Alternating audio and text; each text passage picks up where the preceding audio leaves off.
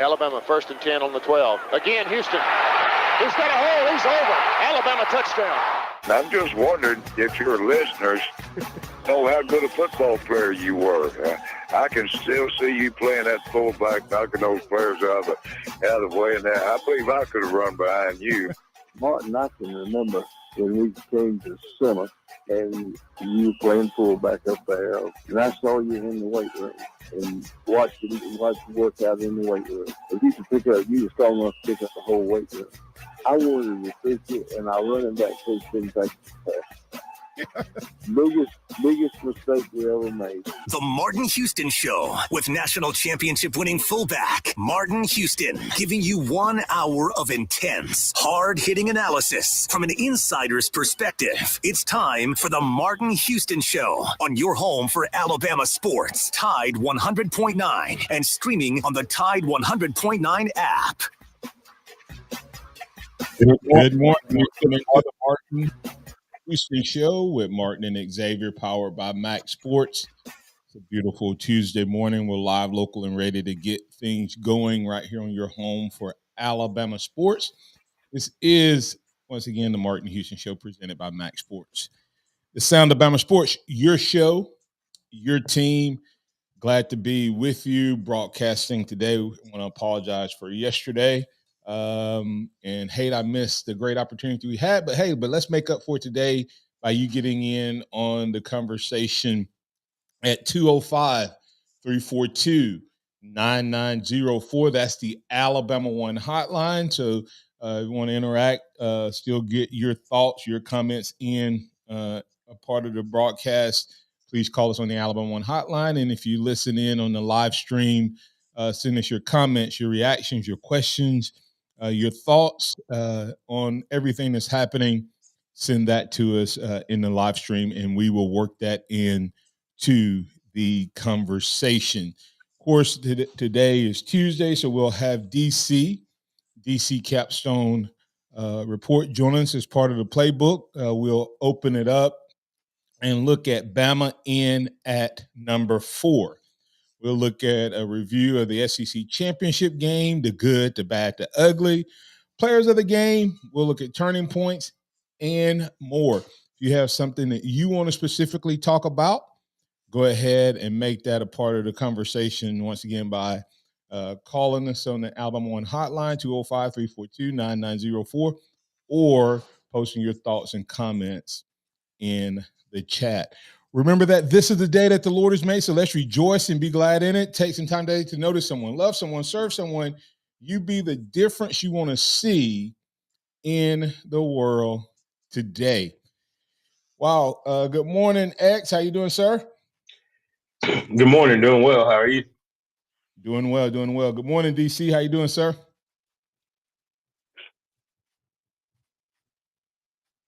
Do not have DC. Good morning, DC, Good morning, X. I'm here. All right. Good morning. Thanks, guys. Great win for Bama. Kind of on today or yesterday, today, whichever way you want to talk about it.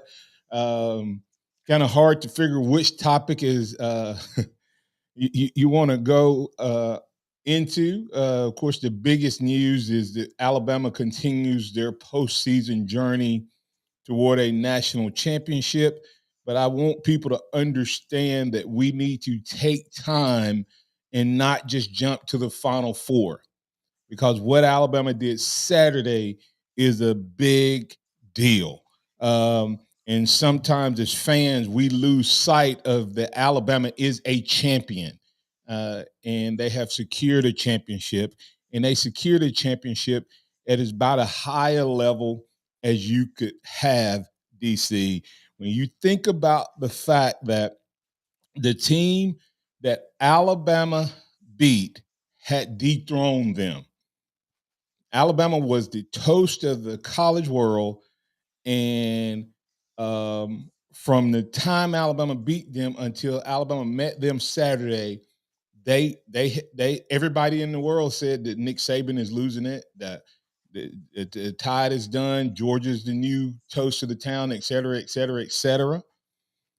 And so to reclaim the dominance or your place as the head of the SEC, and now to go on a journey to reclaim it as the nation was a big deal.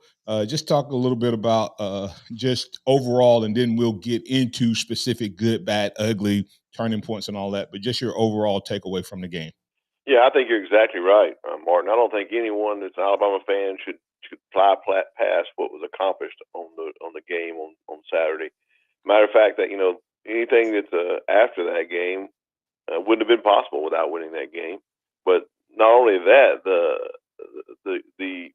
by winning that game, they become the SEC champions, dethroned the Georgia Bulldogs, who, by all accounts of the talking heads, had passed Alabama, had passed Kirby Smart, had passed Nick Saban up, and it was just given that they were going to win and go and defend the three-peat their national championships. And Alabama was not having any of that, went in and played a game that allowed them to dethrone them.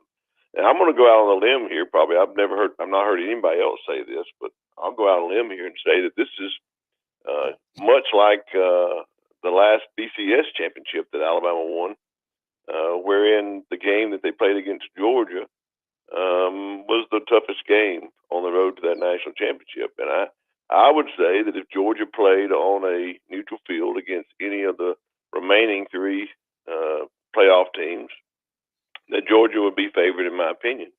So I think this game was a big, huge accomplishment, and the way Alabama went about it, really standing on their principles of what they had learned throughout the year, and we saw every bit of that in this game. I think it's a big accomplishment that no one's talking enough about. And so, yeah, I agree 100% with you. Max, what's your overall thoughts, since we didn't get to really talk about it yesterday? Yeah, I mean, when you look at what Alabama accomplished Saturday, they bookended. They were the last team to beat Georgia, first team to beat them in 30 games. And you just talk about the accomplishment as a team when everybody across this country had written off Alabama after that Texas loss back in September. And to have them sitting here, regardless of if they had made it in the playoffs or not, to finish the year 12-1, dethroning Georgia again, as you said, after they had been that this is who kicked them off the throne. It's an accomplishment that this team should savor and enjoy and really understand how special it is. And then you add the fact, not only that, this team allowed Alabama to be the bookend of how the current SEC championship has been set up between the East and the West. It started in 92, 2023. It ends with Alabama once again, kings of the SEC. Yeah, and I think, like I said, we kind of lose sight of it. But Jed Cohen pointed out 30-time SEC champion, Alabama Crimson Tide, taking care of business against the Georgia Bulldogs. What a great victory! And hey, listen, the reality of it is, it wasn't just national that was questioning Alabama. We question Alabama. I tell people I had one leg off the boat come, Texas, post USF. But I will tell people, my caveat was that this coaching staff needs to go all in with Jalen Milroe. I didn't question this overall team at that point. I questioned the coaching staff. Felt like our defense was good. I felt like our offense could be better if they went all in with Jalen Milroe. And had they not done that, we would, everything that was being said on this radio show, DC, would be true. It would be true if they had not gone all in with Jalen Milroe. So we can say what happened, and it did turn out right, but there was a lot of coaching changing that had to happen. And once again, I'll give Nick Saban kudos for it. He made the changes that needed to be made. I'll let you come in, then we'll get the break, and we'll get a couple callers on the other side. I agree 100%. Looking back on it, I think it's probably Coach Saban's best coaching ever, not only of the players, which I think he really, really, truly loves these players, loves their attitude, loves their oneness, loves that they're a family more than just teammates. He said that over and over and over. But I think his coaching job was with the coordinators and the others, allowing people to do more, allowing people to have a voice, allowing people to make some changes and being the catalyst for those changes. And I think that what happened at the USF game, in my opinion, was the catalyst for going all in on Jalen Milroe. He was quick as he came out of that game to say, okay, everyone has seen it. Our coordinators have seen it. We got the best opportunity for us to win is to go all in on Jalen Milroe. Should that have been done? Yes. Sooner? Absolutely. If it had been done sooner, would the road have been less bumpy? Absolutely. But sometimes we make mistakes and we learn from our mistakes. And I think this is the best coaching job of Coach Saban, learning from a failure in the season instead of having to wait till a failure after the season. And that's why I give him kudos for it. And the MVP that nobody's going to talk about for this season, DC and X, and you guys can comment later on, or because we have to get the break, is not a player, not a coach, but a parent or parents. MVP, most valuable parents, is Jalen Milroe's parents, because the reality of it is this coaching staff. I love this team and I love everything about it, but this coaching staff, acknowledging it, but you have to talk about it all equal. They made a humongous mistake all spring, all summer, all fall, and into the season. And had he had a different set of parents, this didn't turn out this way.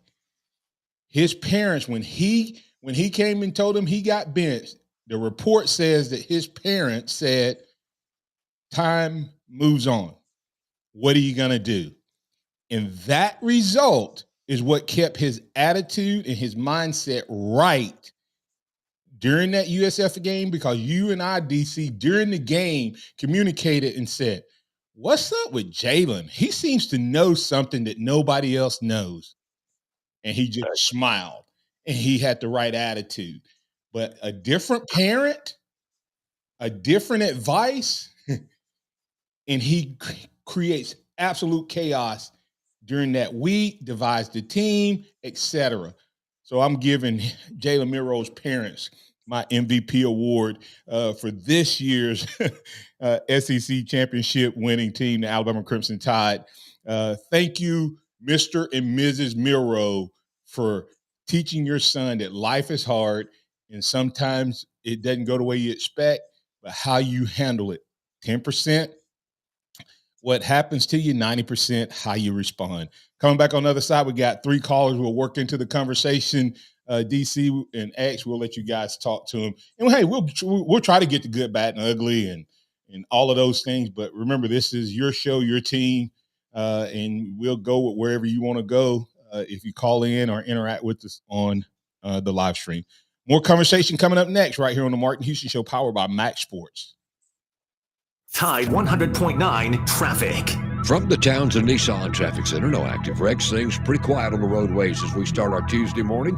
Now, of course, if you do see conditions, give me a call, 205-886-8886. The year-end clearance is on now at Townsend Nissan with savings up to $10,000. Don't miss it. I'm Captain Ray. It's time to save big every day during our 25 days of deals at Lowe's. Right now, get up to 50% off select artificial Christmas trees, holiday lights, and more. Plus, get 40% off and free local truck delivery on select vanities to elevate your bathroom. Find these savings in-store and online today, because Lowe's knows deals every day. Valid through 12/6 while supplies last. Selection varies by location. Finding great candidates to hire can be like, well, trying to find a needle in a haystack, but not with ZipRecruiter. Its powerful technology actively finds and invites qualified candidates to apply to your job. So while other companies might deliver a lot of hay, ZipRecruiter finds you the needle in the haystack. See why 4 out of 5 employers who post a job on ZipRecruiter get a quality candidate within the first day. Try ZipRecruiter for free at ZipRecruiter.com/free. That's ZipRecruiter.com/free. See America in your new Burton Campers RV. Be certain with Burton. Burton Campers at exit 231 on I-65 in Calera. Nobody sells RVs for less. Connecting one-to-one was the support I needed. I was helped by group therapy. Finding the right physician made a difference in my mental health. For many, feelings that lead to suicidal thoughts are not just a phase or simply a mood. They're signs someone may need mental health support. Help is available 24/7. Talking about my true feelings changed my life. Saved it, really. There is no shame in sharing how you feel. Call 988 and be connected to a trained mental health counselor. Brought to you by the Alabama Department of Mental Health. Tide 100.9 Tuscaloosa weather. We'll forecast a good supply of sunshine today, the high around 60. Fair tonight, the low 38. Tomorrow, mostly sunny and cooler, the high 52. And the weather stays dry Thursday. The sky will be sunny, the high Thursday afternoon at 58. I'm James Spann on the ABC 3340 Weather Center on Tide 100.9. It's 36 degrees in Tuscaloosa. It's time for the Martin Houston Show. With the same hard-hitting, no-nonsense approach in which he played the game, Martin will take you inside the locker room, down on the field, and across the goal line with his in-depth analysis.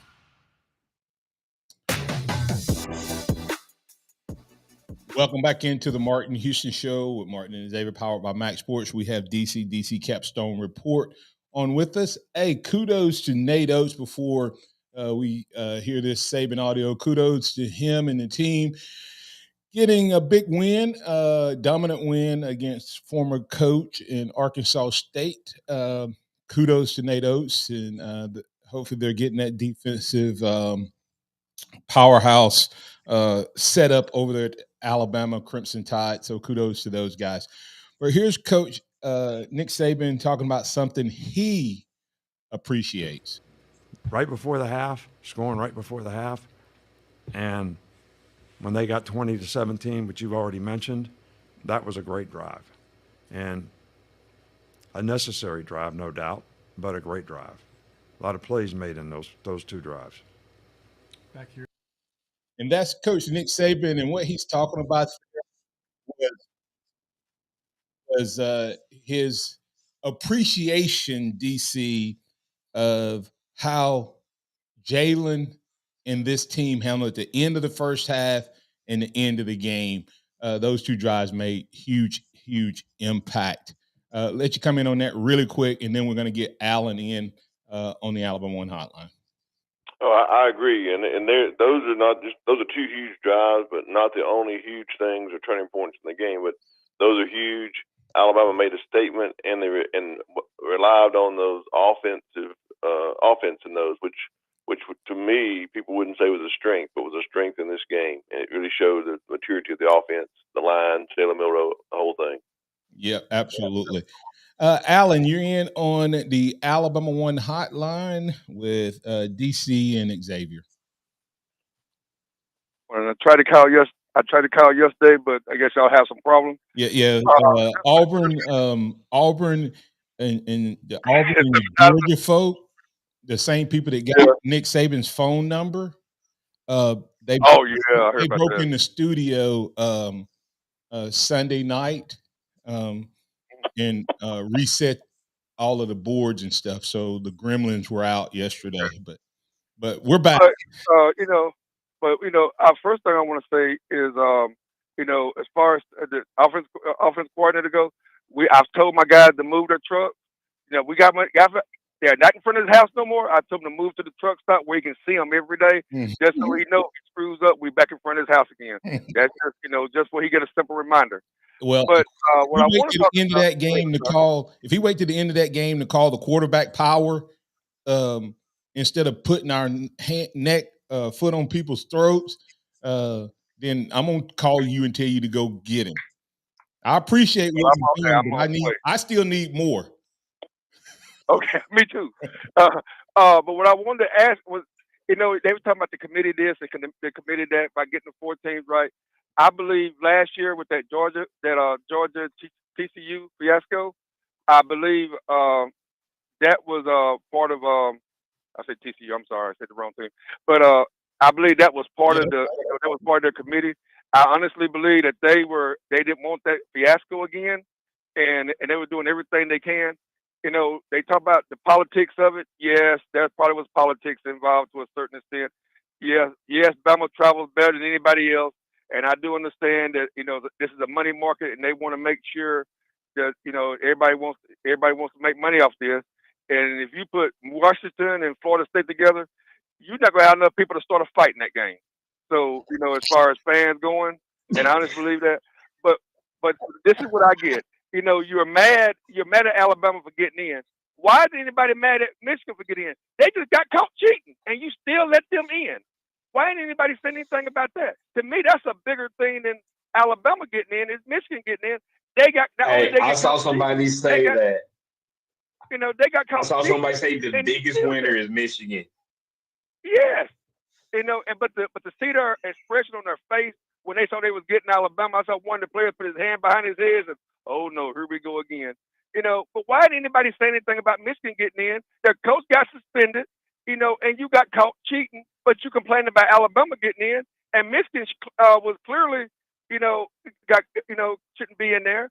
Now what Michigan really mad about, Harbaugh really mad about, he's scratching his head and saying, dang it, I had to play here. I had to plays for Michigan. I had the players for Florida State plays and everything. Now I got to find a way to get Alabama plays now. You can't get Alabama play, but we already have Florida State plays. So, why anybody get mad about that? DC, thanks, Alan.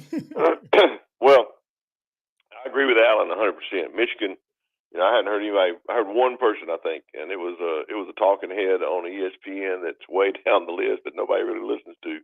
Who said that, because I don't think that's a narrative they want to put out there. But I have a different perspective, a little bit different perspective on that committee, Martin. And I've only heard one other person say this that agree with me on this, because no one else I don't think will go out on a limb like this, like I do. But I don't. When honestly, the way the committee works and looking at all the criteria that they look at and everything, in my opinion, I don't think the biggest debate was over Alabama and Florida State. I really don't. I don't think it went down that way. I think it was the first vote through came up with the two, Michigan and Washington, and then was going to fill out the field with the next four. And with the next three, the next pool they go to, and I believe exactly what happened was they looked at Texas, Alabama, Florida State, and Georgia. And those were the four teams that they were debating about getting in those last two slots. And I don't think the most argument, I really don't. If you look at all the metrics that they look at, if you look at everything that's happened, and you look at who is playing the best at the end of the season, which is one of the metrics, and when Matt lines up with everything, I don't think that was the discussion. And no one's going to say that. That everybody's going to believe that it was between Alabama and Florida State, but I don't think it was. Well, I believe that Florida State was in the discussion. I know they were in the discussion, but I don't think the discussion between getting Florida State and Alabama getting in. Well, who do you think you're saying it was between all four? I believe it came down. Yeah, all four, and the first one out was Georgia, and then it left three, and the next discussion was between Texas, Alabama, and Florida State.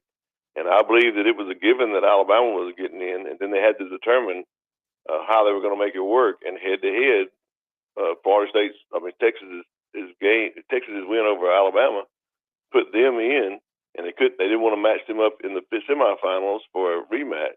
That was a big discussion that went on there because of the strength of schedule, because of the strength of record, because of the FPI, and because that Alabama had the best loss because of Texas. Alabama had the best loss. Texas had a poor loss. I personally think Texas got in because Alabama beat Georgia, and they weren't going to leave. They weren't going to leave Alabama out. Now this is post seeing what happened, but then they also knew that they wouldn't put, even though Alabama made it where they were going to put them in. That's why they put Texas at 3, just because of the head-to-head. But those two were. Herb Street said it probably 3 weeks ago. He said Texas and Alabama will go in together or be out together if things. And he was right, but Boo Kerrigan said they leaned on the coaches in the room. to get, and that's why they leaned so much on the coach's room on those final three. It wasn't on anything else. It was on those final three, and I believe those coaches in the room, their first straw vote was, Michigan, Washington, Alabama. We got to do something with these other three teams, and Texas won out. I truly believe if Georgia had won, Florida State's in, Bama and Texas are out. But because Bama won, it shook it up enough for them to go, does Florida State really deserve to be in? Yep. And so they put Bama and Texas in. If Georgia beats us, Texas does not leapfrog. Texas doesn't leapfrog Florida State without Alabama. And I believe that. But I also have another opinion on why I think Alabama's in, and then it doesn't have anything to do with them ranking. One man. And that's my opinion. I want y'all to know that it also comes from a reliable source that is in the know inside the room. Yeah. Well, the point of all of that committee stuff was settled when Greg Sankey said one of these is not like the other. We can talk about a whole lot of other things. The reality of it is, it was guys on that committee that knew. I'll talk more about that. Greg Sankey, the most powerful man in college football, is why Alabama's in. And now that doesn't mean that Alabama didn't have to take care of business and a lot of other things. And I'll tell you why I think that. Robert from Mobile, you're in on the Alabama One hotline. What's on your mind, sir? Robert, you still there? Going once, going twice. Hello, can you hear me? Yeah. There you go. Can you hear me now? I hear you. Got you. Hey guys. There we go. Yeah. Hey Robert, I hear you, Robert. Okay, I'd like to thank the real MVP of Alabama's SEC championship, and that's the Auburn Tigers defensive coordinator. To defend fourth down on the goal at 31 yards with the worst defense in the history of college football. And I'm sure the Auburn fans feel the worst about Alabama getting in the championship as well. It's like, hell, we were this close to keeping them out. Hey, it was kind of weird. I don't know about you, Martin. I think we probably were. I was more concerned about the committee, Alabama beating Georgia and staying out of the playoffs, than I was about Alabama beating Georgia. Absolutely. Alabama beating Georgia was within their control. The committee wasn't. Right. And that had me more concerned. It was kind of weird. I know a lot of you people were frustrated with people like us talking more about what the committee is going to do than beating Georgia. So it's like, that's the one thing we just don't control is what this committee is going to do. And with the nonsense they were doing with Oregon for so long, keeping them where they shouldn't have been and keeping Alabama 8, it was a lot to worry about with this committee. Because they had to do the ridiculous thing of moving Alabama from 8 to 4. Instead of ranking it the way it should have been from the get-go, with maybe Texas 5, Alabama 6, and Oregon probably 7. And they wouldn't move Alabama no matter what they did. It was just, it was ridiculous, and that's what we're all afraid of. Yeah. But the scary part about this team right now is, and especially with Miro, is they haven't even gotten their peak yet. Right. When Miro gets to his peak, Alabama will be one of the most unstoppable teams in the history of college football. Agree. Because his peak is really that high. His peak, I think, in my opinion, his peak is the second coming of Cam Newton, college 2010 Cam Newton. He gets that level. Oh my goodness, we're unstoppable. And so hopefully he'll get there. Yeah. And hopefully he'll get there, and hopefully and the offensive line, I don't think they've reached their peak yet. And look at the improvement they have made. Yeah. The O-line is just, it's night and day right now with the O-line. It's just amazing. And it's a great thing to see. And hopefully we'll get them next year, we'll get them to get to their peak. And I agree with a lot of people. This is the most fun team to watch in forever because of, the adversity they had there. 2020 was great, a glorious team to watch, but you never once worried about this team. Yeah. It was, you hate the frustration, you hate the frustration, you hate the potential we could lose. But when you overcome, it took me days to come down. I just came down down now. So unfortunately, I hate it because I like that high was on. But you got to come down sometime. Yeah, Robert, and great points, and we'll talk about it on the other side. But I will tell you, I agree with everything you just said in that segment. We'll respond on the other side. That's Robert from Mobile, and he makes a lot of good points. I don't think this team's reached their peak. I don't think they've played their best game where they've put all the elements together: offense, defense, special teams, quarterback, run, pass, etc. You know, it's an unbelievable thing, and I think that Coach Moore II said it, and I'll hit it as we go to break. I think this committee thought Oregon would win, and they thought Florida State would lose. And then if those two things happen, we don't have this conversation, because if Bama beat Georgia, they're in, and Texas is in. So I think that they thought that was going to work out. I really do.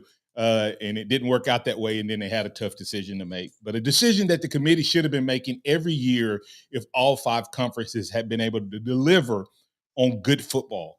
That's what no one's talked about. Every year this should have been the conversation.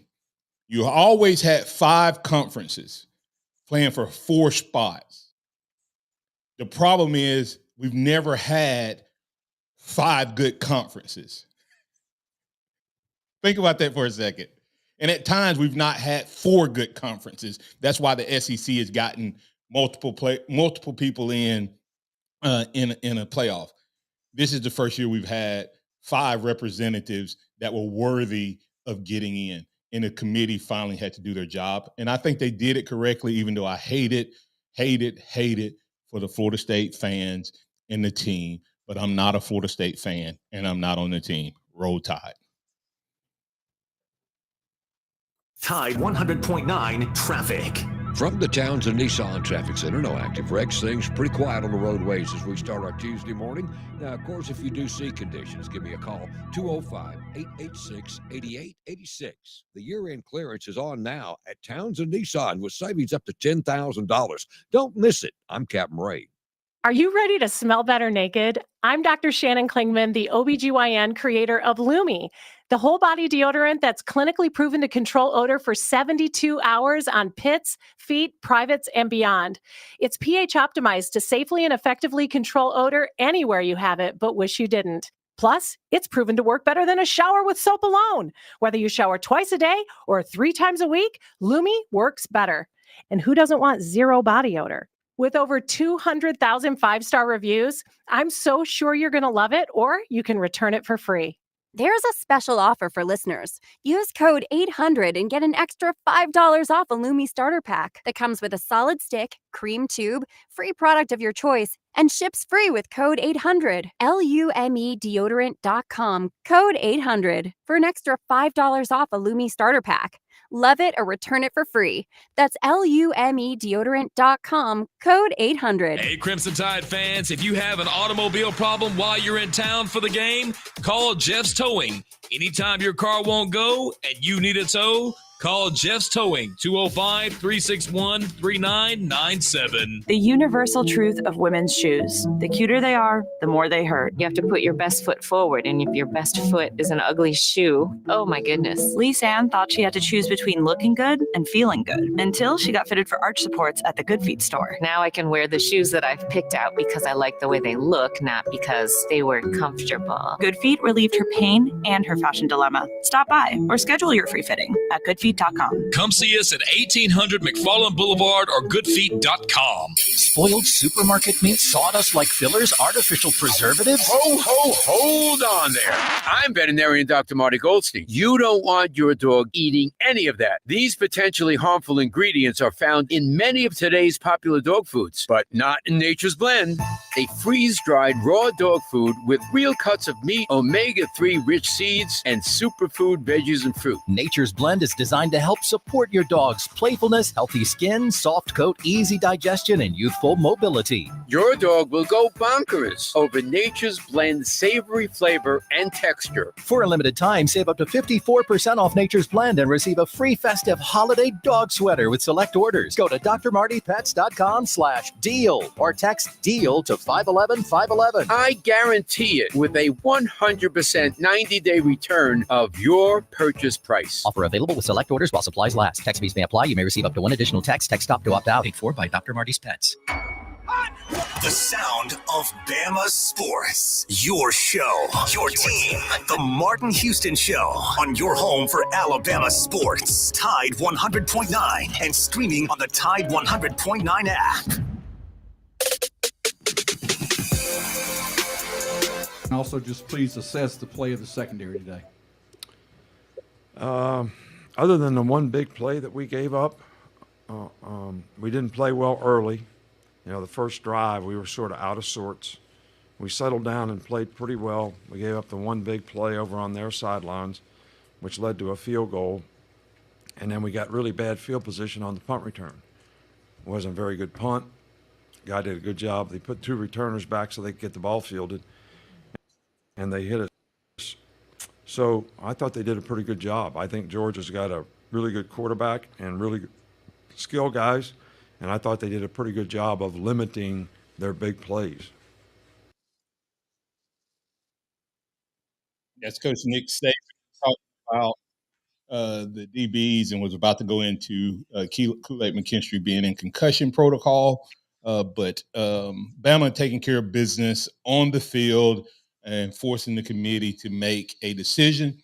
I know that there was a lot of conversations going on in that room, and I believe the coaches' thoughts lined up with what DC said. But I also think that the athletic directors in that room, I still don't think if Greg Sankey doesn't do what he does, that they do what they did. Let me explain. Greg Sankey stood on stage and challenged their manhood when he stood up and said, Sesame Street, guys, one of these is not like the others. Not one of these is not like the Pac-12. Not one of these is not like the ACC. He didn't go after Florida State.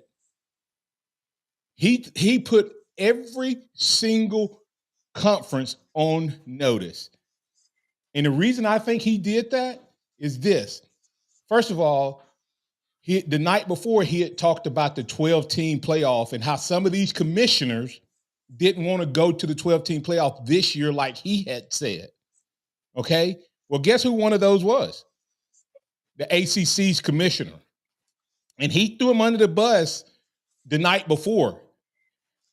But that day he said, listen, the SEC is in a league of its own, and if you don't put that champion in, it's going to be wrong. And the reason I think he has that type of power is I think the Power Five is going to pull away from the conference. And as of today, right now, I think Greg Sankey is the czar. I think he's the new head of the Power Five. And when he speaks, everybody listens. So that's my thoughts. DC, I'll let you respond to that real quick, and then we'll get to Ronnie in South Carolina. I agree with you 100%. I mean, there's politicking that goes on, and he's the head, and when he speaks, people listen. And I'm sure that had a big influence and that just supports what I've already said happened. It wasn't just Florida State; it was Florida State, Texas. And it was the question wasn't over Alabama, because what they had done on the field spoke volumes about beating the number one team in the nation, and they didn't have anywhere else to do but put them in. The question was how they were going to see them after that.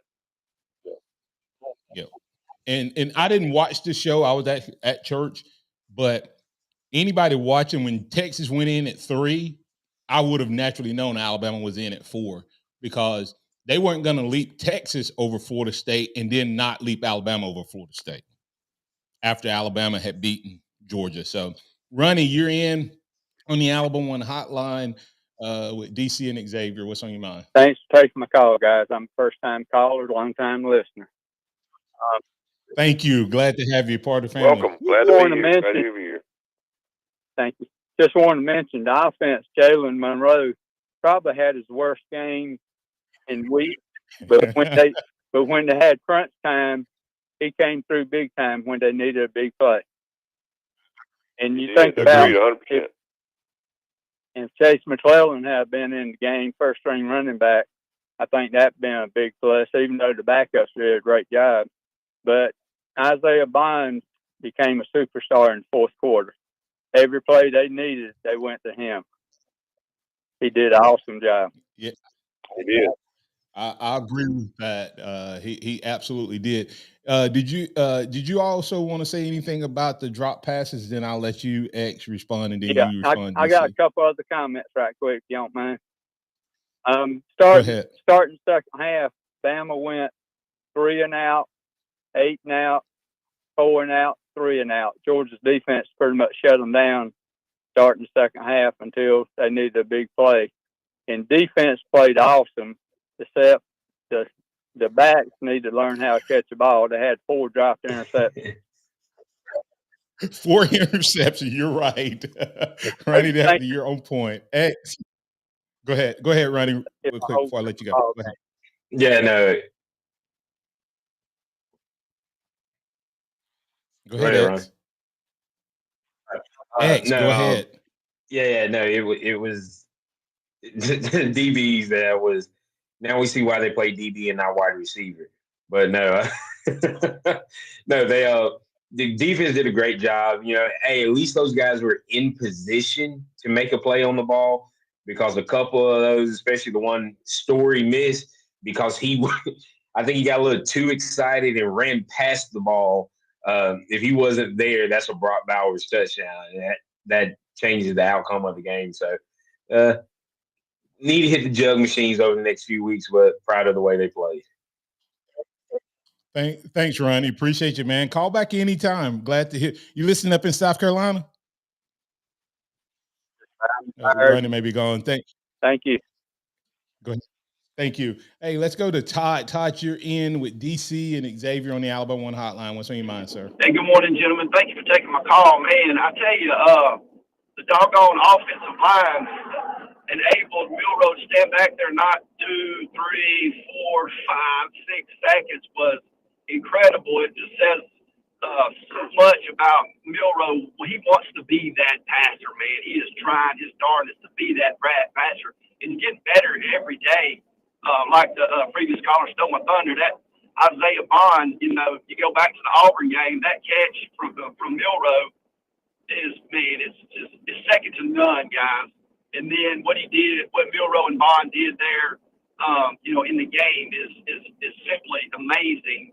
But I tell you, one of my upcoming rising stars to me is on the defensive side of the ball that nobody's really talking about is Caleb Downs. That guy, I'm not going to say kid because he's a man in a man's world. That guy, that man, he comes up and wants to lay the stinking wood. And that's something I think Alabama's been missing, the last couple of years, the last few years. You look at the previous years, and those cornerbacks and safeties, they not coming up just to cover somebody. They coming up to knock somebody's stinking lights out. And that's one of my favorite things that I liked about watching Saban's backs come up and how aggressive and physical they were. And that kid right there, or that man right there, he's doing some business, guys. And he's a true freshman, right? Yeah. Correct. DC, your response? Yeah, I agree with you 100% on Caleb Downs. When he comes up aggressively, and he comes up to make a tackle or break up a pass, and his speed is so helpful as well. He reminds me of his aggressive attacking the ball carrier, like a Mark Barron or a Harrison. They used to do the same thing. We hadn't had a safety like that in a while. Minka Fitzpatrick was a great safety, but I don't think he laid the wood like Caleb Downs does. And this is not disagreeing with you guys about Caleb, but I think it's not that we haven't had that type of safety. Caleb played the star the last few weeks. That's why you see that happening. Mark Barron was truly back in a safety position. and these guys. So when you look at the fact that what happened is where Minka's been playing, where Branch has been playing, and where Malachi Moore's been playing, they put Downs there in the Kentucky game. They put Downs there, and he's a physical safety. That's the way safeties played back in the day. That star was run support. And what Caleb brings to the game is he's a run support safety who has some pretty good coverage skills. We haven't had that type of player that could play in the star position. And I think we went to that because in the Kentucky game for Brock Bowers. Big enough to run with Bowers, physical enough to play with Bowers, athletic enough to cover Bowers, and still bring great run support. That's what Saban said last week. That's not revelation from me. My only thing is I think he did it in the Kentucky game so that by the Georgia game, he would be ready to do that. Come back on the other side. We're going to get DC's thoughts in terms of the game and a few other thoughts and comments there. We'll do all those on the other side. Want to remind you that there's great things always happening. And if you are a part of the Martin Houston Show and you're out there listening, the Billy's Cooking Restaurant has a great promotion going on for the month of December. If you go in and visit and make a $15 purchase, it's going to come with a free pork sandwich at no charge.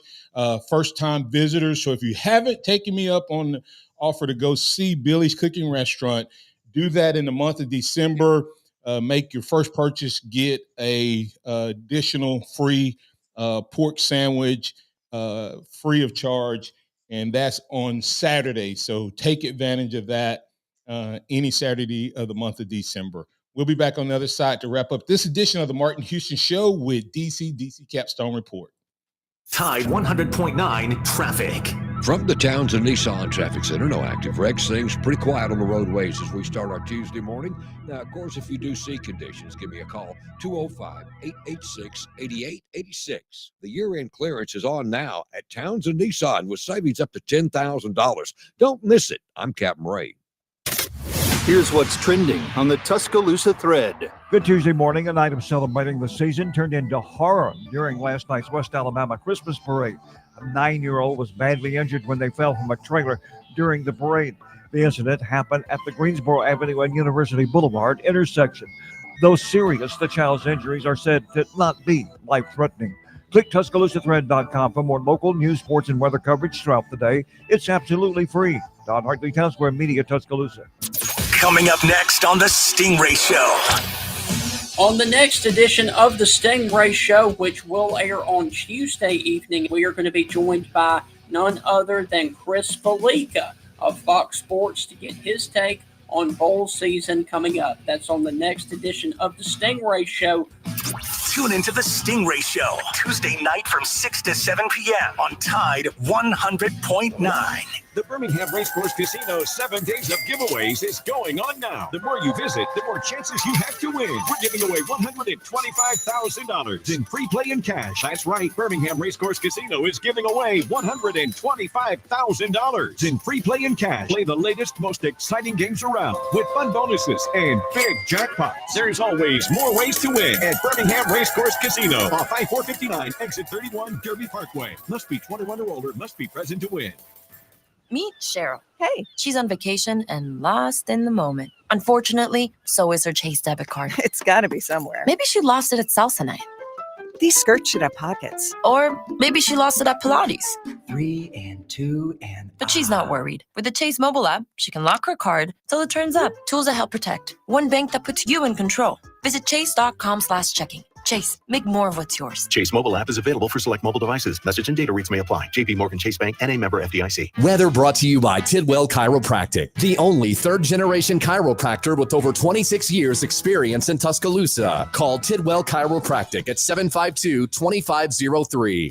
Tide 100.9 and Local Bank are proud to present Hometown Heroes. Each month, we'll take nominations for local heroes from law enforcement, firefighters, educators, and medical professionals. Our Hometown Heroes will be featured on the Tide 100.9 website. Log online to Tide109.com and nominate a Hometown Hero today. Winners will receive lunch at Texas Roadhouse. Local Bank is a proud sponsor of Hometown Heroes. Local Bank puts customers first. Local people, local decisions. Local Bank, 1635 McFarland Boulevard, Tuscaloosa, and online at mylocal.bank. Interact with the Martin Houston Show by calling us at 205-342-9904 or tuning into the Martin Houston Show on Facebook.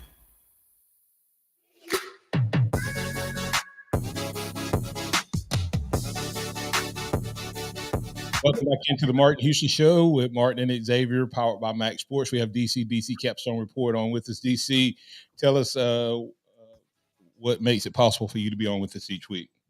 Well, RollTideBama.com, FreelancePictures.com. That's Lance's site. Lance Shores. He's the one who produces my podcast. Podcast is already up. And also Karen Cottingham, realtor with the Keller Williams Group here, the Williams Group at Keller Williams. She's a great realtor here in town, 205-887-4008. All right. Thanks, DC. Hey, real quick, just a couple guys. The trajectory of this team has been impressive as things started to turn around in the second half of the Ole Miss game and have not stopped going up since. MHS 04-07, DC said the good, the play of the offensive and defensive lines dominated. The bad, Bama dropping about 4 interceptions. The ugly, David Pollock, Danny Cannell, Booger McFarland, and Tim Brando. And then he caught himself and said, oh, yeah, the bad, Wimp, and Barry Sanderson and Gary Harrison picking again against Bama. Come on, guys. DC, what was your good, bad, and ugly? Well, I think the good was the play of the offensive line, the defensive line, no doubt. I think in this game they showed themselves to be the better team. That was the best play, I think, overall. It was offensive line, defensive line. Now, the bad, I think, was just that first drive. But then the ability to adapt after that was good, of course. And the ugly, I think, I hate to say it, but it just the announcing. It was hard for me to listen to Gary Danielson in this game. I was thankful it was the last one I'd have to listen to. Yeah, without a doubt, he wasn't going to let go of that play at the end of the first half, but several times. But anyway, I think the offensive line was almost too good because it made Milroe less aggressive. And I know that sounds crazy and stupid, but he didn't feel pressure to take off because of the O-line protection and things. We have to be aggressive if we're going to beat these next two teams. These next two teams will score points. Now, I don't know if they'll score any more than Georgia did, but we have to be more aggressive. I want to annihilate people in this playoff, DC. I agree 100%. Hey, when you look at it, DC, what was your turning point in the game? I think the adjustments that the offensive and the defensive coordinators and the position coaches made after the first couple of drives, and Georgia came out in a two spy defense, which we haven't seen in a while. It took a while for the offensive coordinators and people to get their heads together and see how to attack that. But those drag routes, everybody says, that Bond was the man. Bond was the man because he went to drag routes, went right behind those two spies. And the two spies not rushing gave the offensive line, gave him a long time for those long drag routes to develop, and they took advantage of it. That was great. When they changed defenses and said, hey, we're not going to play that anymore because it's not working, we went back to the defense they knew in the Kentucky game. That was the difference in the game on defense. I think the ability to adapt and overcome in this game was the turning point. And X and I'll talk more about turning point probably tomorrow, but I'm gonna just throw this out there. First two drives, our quarterback didn't run the ball. Third drive, we call a quarterback sweep. He didn't gain any yards, but it made those guys have to honor our quarterback's legs. Do it at the start, Tommy Reese. Okay, now I'm finished. DC players of the game. On offense, I got Jalen Milroe and the entire offensive line. I don't think you can pick anybody else on offense than them. And on defense, I went with Deontay Lawson. I thought he called a great game, and he was flying side to side and playing extremely well and aggressive, making a lot of stops on the run.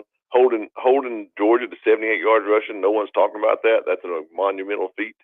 And then Terrion Arnold again. Everybody talks about Kool-Aid McKinstry, and he's great, but Terry Arnold is playing himself into a first round of the NFL draft, I believe. Yeah, and I think you have to throw Amos in to that conversation when he came in. Most impressive thing about Alabama's win?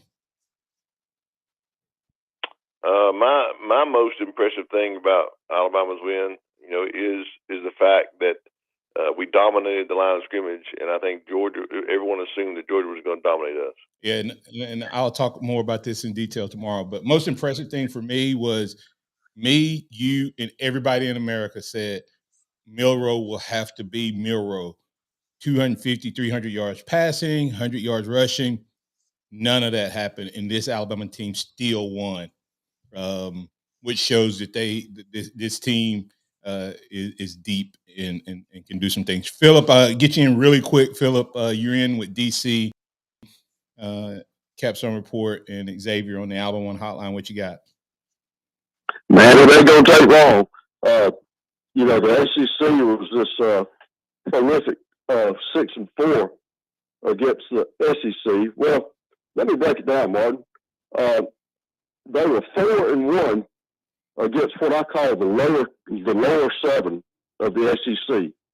They beat Vandy once, South Carolina twice, Florida once, and Texas A&M once. Okay, they were 4-1 against the top tier of the SEC, which would be UGA, Alabama, Ole Miss, LSU, Missouri, UT, and Kentucky. They were 1-4. Yeah. Great point, Philip. I have to let you go so I can let DC have closing thoughts. But great point. And one of the things I pointed out to other people is most of the time when you do the comparisons on the conferences, DC is comparing the top teams of the other conferences playing like in the bowl games and stuff against the lower teams of Alabama. Closing thoughts. I agree 100%. Yeah, I agree.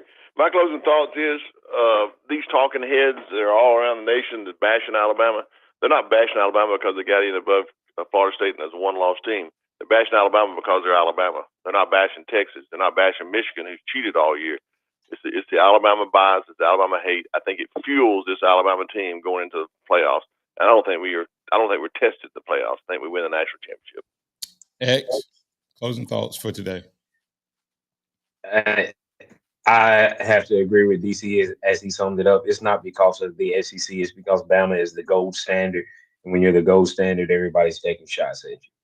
That's right. DC, thanks, and tell them where they can find you and find your podcast.